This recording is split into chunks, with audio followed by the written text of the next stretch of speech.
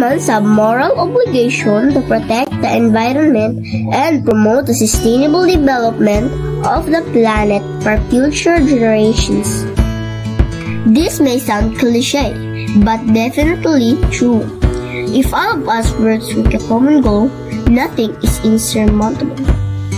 I'm Antoinette Fernandez, your land eco-heroine from Kapalong West District.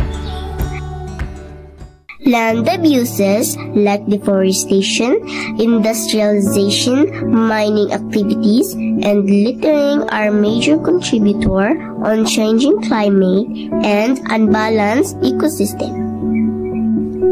Global warming, land pollution because of toxic waste, improper waste disposal, landslide, and loss of biodiversity are effects of these wrongful doings. My advocacy is, let us be an environmental lover, not destroyer.